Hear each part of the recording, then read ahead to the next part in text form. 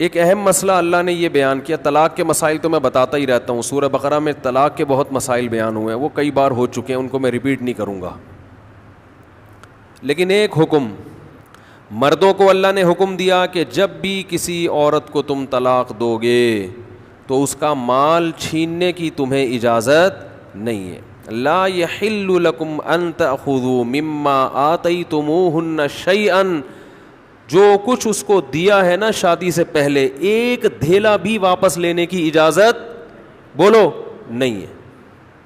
آج جہیز بھی جو وہ اپنے گھر سے لائی ہے نا وہ بھی ہتھیا لیتے ہیں, اپنے دیے ہوئے گفٹ تو واپس لیتے ہی ہیں, جو وہ اپنے گھر سے لائی ہے وہ بھی ہتھیا لیتے ہیں. یہ سارے قرآن کے احکام ہیں جس کی آج دھجیاں اڑائی جا رہی ہیں, کیونکہ ان احکام کا لوگوں کو علم ہی نہیں ہے. لوگ محرم میں کربلا, ربیع الاول میں جو مخصوص بیانات ہوتے ہیں وہ, یعنی سیزن وائز چل رہے ہوتے ہیں ہم لوگ. جو پریکٹیکل لائف ہے ہماری, عملی زندگی ہے, جس کے لیے پیغمبر صلی اللہ علیہ وسلم کو بھیجا گیا معاشرے کی اصلاح کے لیے, اللہ کے حقوق سکھانے کے لیے اور ایک دوسرے کے حقوق سکھانے کے لیے, اس پریکٹیکل لائف کی طرف ہماری توجہ نہیں ہے. ہم دوسری چیزوں میں زیادہ لگ گئے ہیں. بس وہ جوشیلی تقریریں, لوگوں کو رلانا دھلانا, یہ کام رہ گیا ہے بہت سو کا, سب کا نہیں. اہل حق ہر دور میں رہیں گے. تو اللہ نے حکم دیا کہ ڈیورس کے بعد آپ کو عورت سے کچھ لینے کی اجازت بولو نہیں ہے. ہاں, خلا کی صورت میں مہر واپس لے سکتے ہو. خلا یہ ہوتا ہے کہ مطالبہ عورت کی طرف سے ہو طلاق کا, آپ تو نہیں دینا چاہتے, اچھی بھلی زندگی گزر رہی ہے, اسی کو دماغ خراب ہو رہا ہے اس کا, نہیں مجھے نہیں رہنا. تو پھر اس صورت میں مرد اگر ڈیورس دے تو وہ یہ شرط لگا سکتا ہے کہ میرا خرچہ واپس کرو, خام خواہ میں کیوں کرایا خرچہ. کچھ دن پہلے ایک واقعہ سامنے آیا, ایک آدمی کی شادی ہوئی, دلہن نے پہلی رات کو بولا کہ آپ مجھے پسند نہیں ہو, میں تو کہیں اور شادی کرنا چاہتی تھی, ابا نے آپ کے متھے باندھ دیا. حالانکہ 6 مہینے سے تیاریاں چل رہی ہیں. اب کیا گزرے گی اس آدمی کے اوپر. تو خیر اس نے تو اٹھا کے پٹخنا ٹھکائی لگانا شروع کر دی. کمبخت ایک میسج کر دیتی کہ میں راضی نہیں ہوں, میرا خرچہ کرا دیا, اب پہلی رات کو بول رہی ہے کہ نئی ٹھکائی لگانی چاہیے تھی. میں نہیں کہہ رہا, لیکن اس نے لگائی ٹھکائی, غلط کیا اس نے. تو ایسے موقع پہ بھائی ٹھیک ہے اپنا راستہ لو, میرا خرچہ واپس. اب کون رکھے گا ایسی صورت میں. چاہتی کہیں اور تھی. بھائی تو چاہتی تھی بھی اگر کہیں اور, تو اب بتانے کی کیا ضرورت ہے, ہر بات بتائی تھوڑی جاتی ہے. بولو بھائی دل میں بولو چاہتی تو تھی, لیکن چلو ہو گئی, اب اسی کو چاہنا شروع کر دیں گے آہستہ آہستہ. گدھا بھی اگر آپ پال لینا تھوڑے دنوں میں اس سے بھی محبت ہو جاتی ہے, تو پورا 2 ہاتھ 2 پاؤں کا انسان ہے, تھوڑے دنوں میں اچھا لگنے لگے گا. یہ سوچ کے صبر کر لو, پوری رپورٹیں پیش کر رہی ہیں اس کو, پوری رپورٹ. تو ظلم وہاں سے ہو, مطالبہ وہاں سے ہو, تو پھر آپ واپسی کا, مہر کا واپس مطالبہ کر سکتے ہیں. بھائی جو مہر دیا واپس دو. یہ بھی اللہ نے ان آیتوں میں حکم بیان کیا. ایک حکم اللہ نے یہ بھی بیان کیا کہ اگر رخصتی سے پہلے طلاق ہو جائے تو پورا مہر نہیں دینا پڑتا, بلکہ آدھا مہر دینا پڑتا ہے. 1 لاکھ روپے مہر رکھا گیا تھا, آپ ابھی رخصتی ہوئی نہیں, آپ نے ڈیورس دے دی, تو پورا مہر نہیں ہے بلکہ آدھا مہر ہے. اس میں اللہ نے ترغیب دی ہے کہ مرد پورا دے دے تو اچھا ہے, اور عورت کو ترغیب دی ہے کہ آدھا بھی معاف کر دو تو اچھا ہے. ترغیب دونوں کو دی جا رہی ہے, چھوڑو بھائی, لیکن حکم بیان کیا جا رہا ہے کہ مرد کو آدھا دینا پڑے گا اگر وہ مطالبہ کرے.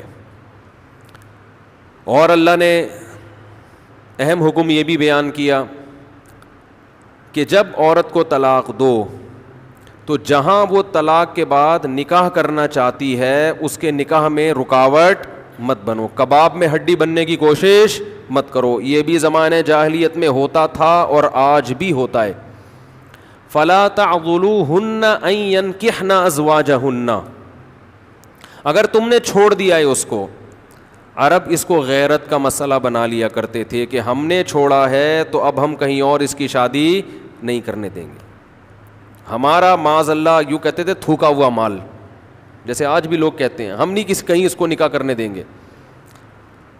اس سے بھی قرآن نے کیا کیا؟ منع کیا.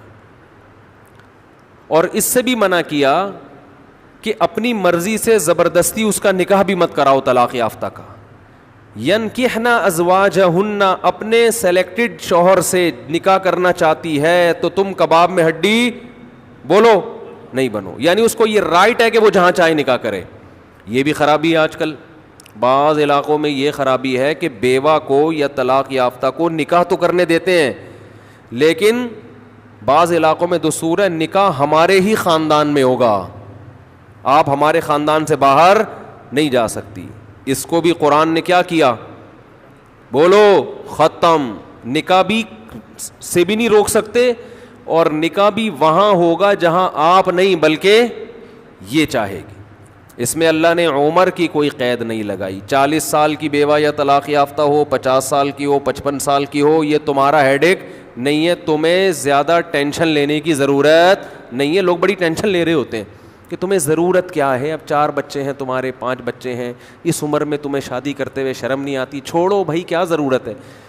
تو اللہ فرماتے ہیں کہ تمہیں ٹینشن لینے کی ضرورت بولو یہ اس کا ہیڈ ایک ہے، یہ تمہارا ہیڈ ایک نہیں ہے. جیسے کوئی 4 شادیاں کر رہا ہے تو اس کا ہیڈ ایک ہے نا، آپ کا ہیڈ ایک تھوڑی ہے. یہ آپ پتہ نہیں کیوں پریشان ہیں، مفتی صاحب کو کیا ہو گیا، وہی ان کا ہیڈ ایک ہے، آپ کا ہیڈ ایک نہیں ہے. یہ میں اپنی بھی درمیان میں لگا دیتا ہوں نا. تو ہر ایک کے ہیڈ ایک ہم نے پالے ہوئے ہیں. وہ یہ کیوں کر رہا ہے، وہ یہ کیوں کر رہا ہے، وہ کم عمر سے شادی کیوں کر رہا ہے، وہ بڑی عمر سے شادی کیوں کر رہی ہے، یہ ہوتے ہیں نا لوگوں کے مسائل. اس نے یہ کیوں کر لیا. ایک خاتون نے مجھے بتایا کہ وہ ایک دفعہ بیوہ ہوئی، اللہ کی قدرت دوبارہ شادی، دوبارہ بیوہ ہو گئی.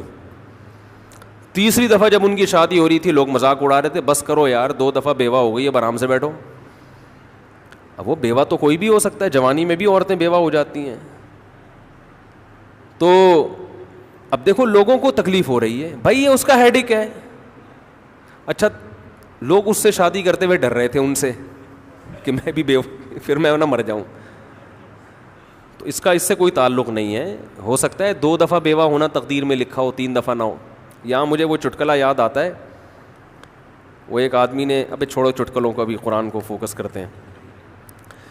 آخر میں چٹکلے ہونا یہ صحیح ہوتا ہے، درمیان میں ہی آ جائیں تو پھر سارا موضوع چینج ہو جاتا ہے. اتنے اچھے احکام بیان ہو رہے ہیں قرآن کے، آگے اس کو آپ نے لوگوں کو بتانا بھی ہے. تو اللہ نے حکم دیا کہ طلاق کے بعد ایک دھیلا واپس نہیں لینا. خلا کی صورت میں لے سکتے ہو، مگر خلا بھی شوہر کی رضا سے ہوتا ہے، یک طرفہ نہیں ہوتا، یاد رکھیں. دوسرا کام تم نے کیا کرنا ہے، اس کو کہیں اور نکاح سے روکنا نہیں ہے. تیسرا کام یہ کرنا ہے، نکاح بھی وہاں کرنا ہے جہاں وہ چاہتی ہے. تمہاری مرضی نہیں مسلط ہوگی، اس کی مرضی چلے گی.